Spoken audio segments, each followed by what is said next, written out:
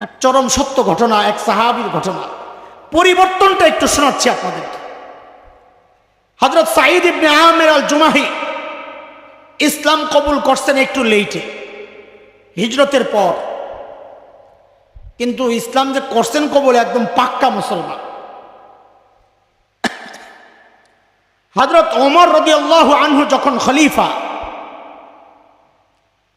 তখন হযরত সাঈদ ইবনে আমের আল জুমাহিকে সিরিয়ার এক শহরের নাম হচ্ছে হিমস, এই হিমসের গভর্নর বানায়া পাঠাইছেন হযরত ওমর। এটা একটু বুঝেন জিনিসটা। বর্তমান দুনিয়ায় যেমন Dubai, Abu Dhabi, Singapore, Thailand, Bombay, Karachi, এগুলা যেমন বাণিজ্যিক শহর, ওই সময়ে সিরিয়া ছিল গোটা দুনিয়ার জন্য বাণিজ্যিক শহর। গোটা দুনিয়ার মানুষ সেখানে ব্যবসা করতে যেত। আর দুনিয়ার নিয়ম হচ্ছে, যেই এলাকায় টাকা পয়সা যত উড়ে, ওই এলাকার যারা জনপ্রতিনিধি হন, চেয়ারম্যান, মেম্বার, আমির উমারা যারা হয়, জনগণ ধনী হইলে তারাও ধনী হয়, এটাই স্বাভাবিক। সেই হিসাবে হিমসের গভর্নর হযরত সাঈদ ইবনে আমের আল জুমাহি কি হওয়ার কথা? ধনী না গরিব? ধনী হওয়ার কথা, এটাই তো স্বাভাবিক। হিমস থেকে এক জামাত আসছে হযরত ওমরের সাথে সাক্ষাৎ করার জন্য। তো হযরত ওমর কথাবার্তা বলার পর বললেন, তোমরা হিমসের গরিবদের একটা লিস্ট জমা দাও আমার কাছে, যেন আমি বাইতুল মাল থেকে তাদের জন্য একটা বরাদ্দ দিয়ে দিতে পারি। খুব খেয়াল করে, হিমসের যে লোকেরা আসছে তারা গরিবদের একটা লিস্ট করে হযরত ওমরের কাছে জমা দিছে, হিমসের গরিবদের লিস্ট। হযরত ওমর লিস্টটা ধইরেই চমকায়া গেছে। কেন? তিনি দেখেন যে লিস্টের শুরুতেই হিমসের গভর্নর হযরত সাঈদ ইবনে আমের আল জুমাহির নাম। হযরত ওমর দেখেই চমকায়া গেছে। জিজ্ঞেস করলেন, আমির হুকুম ফকির হুকুম, আরে কি ব্যাপার, তোমাদের গভর্নর কি গরিব? তো হিমসের লোকেরা জবাব দেয়, বালা আমিরুনা ফকরুনা, আমাদের গভর্নর কেবল গরিব না, আমাদের গভর্নর আমাদের মধ্যে সবচাইতে গরিব। কথাটা কি খুব সোজা? কথা বলে, বিষয়টা কি খুব সোজা? একজন গভর্নর দেশের মধ্যে সবচেয়ে গরিব, এই কথাটা কি বর্তমান সমাজের সাথে একটু চিন্তা করে মিলান, কথাটা কি খুব সোজা? হযরত ওমর খুশিতে কলিজা এত বড় হয়ে গেছে মুখটা।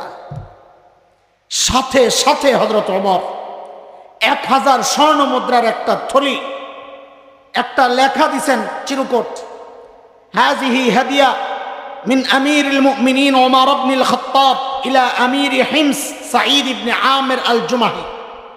হযরত ওমর লিখছেন যে এই 1000 স্বর্ণ মুদ্রা আমিরুল মুমিনিন ওমর ইবনুল খাত্তাবের পক্ষ থেকে হিমসের গভর্নর সাঈদ ইবনে আমের আল জুমাহির জন্য হাদিয়া। 1000 স্বর্ণ মুদ্রা, কোটি টাকা, অনেক সম্পদ।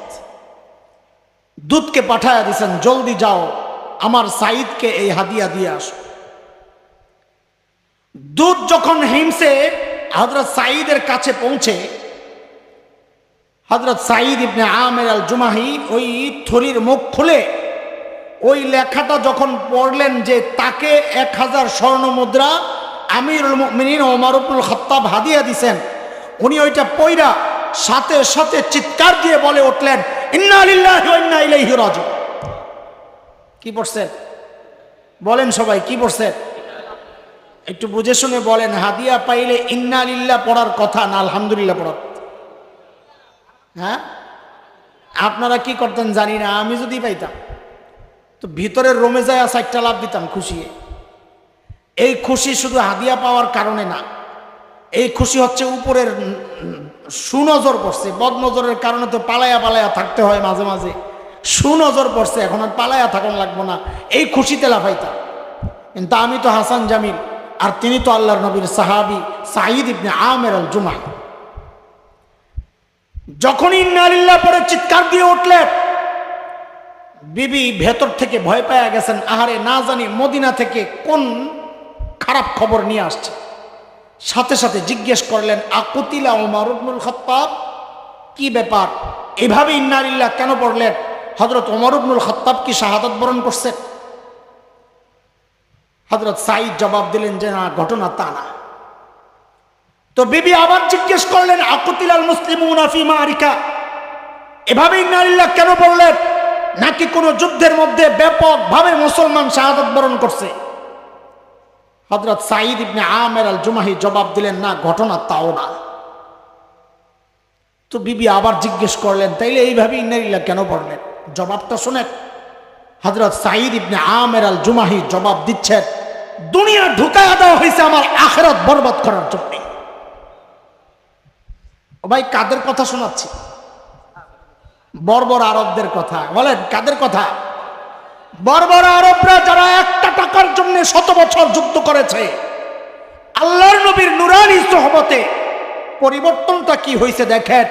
এখন 1000 স্বর্ণ মুদ্রা পাইয়া আলহামদুলিল্লাহ না পড়া চিৎকার দিয়া কি বলে? পরিবর্তনটা বুঝতেছে? দুধ এই কারবার দেখা অবাক হয়ে গেছে, বলে আমি কই আসলাম, এরা মানুষ না ফেরেশতা? দ্রুত ফেরত গেছেন মদিনায়। হযরত ওমরকে সব শোনাইছেন। ঘটনা তো এই। হযরত ওমরের তখন খুশিতে কেমন লাগে বলে। হযরত ওমর খুশি হইয়া আরো 1000 স্বর্ণ মুদ্রা প্যাকেট করে পাঠাইয়া দিছে, যাও আমার সাঈদকে দিয়ে আসো। দুধ মাঝখানে কথা একটু রয়ে গেছে। দুধ যখন ঘরে ওই স্বামী স্ত্রী কথা বলতেছে, এর মধ্যে হযরত সাঈদ স্ত্রীকে বলছেন, আমি একটা অনুরোধ রাখতে চাই তোমার কাছে। বিবিকে বলতেছে, স্বামী অনুরোধ করতে চাই। বলে কি অনুরোধ করেন? বলে আমি চাই এই মদিনার দুধ আমার ঘরে থাকতে থাকতে এই 1000 স্বর্ণ মুদ্রা তুমি হিমসের গরিবদের মধ্যে বিলাইয়া দিবে। বিবি কার বিবি? সাহাবীর বিবি। বলেন আমার বিবি তো না, আপনার বিবি না। আপনাদের বিবির কথা কমো না, আমার তো নদী পার হইয়া যাওয়া লাগবে। আমার তার কথাই বলি। আমি এরকম যদি বলতাম তো আমি তো বলবো না, আমার দিল এরকম তৈরি হয় না। যদি বলতাম তো বিবি কইতো না কিছু রাখেন। হ্যাঁ, আল্লাহর নবীর সাহাবীদের সাথে আল্লাহ বিবিও ওই রকমই মিলাইছে, জেসকার সাথে তেসকা। বলেন না আপনারা? দুধ যখন মদিনায় যায় এই খবর পৌঁছায়, হযরত ওমর আরো 1000 স্বর্ণ মুদ্রা পাঠায়া দিয়েছেন, যাও দিয়ে আসো। দুধ দ্বিতীয়বার যখন হযরত সাঈদ ইবনে আমের আল জুমাহির কাছে স্বর্ণ মুদ্রা নিয়ে হাজির, আবার ওই আগের মতো কাহিনী, ইন্না লিল্লাহ। বিবিকে হযরত সাঈদ আবারও বললেন, আমি চাই মদিনার দুধ আমার ঘরে থাকতে থাকতে এই 1000 স্বর্ণ মুদ্রা এখনই তুমি হিমসের গরিবদের মধ্যে বিলাইয়া দিবা।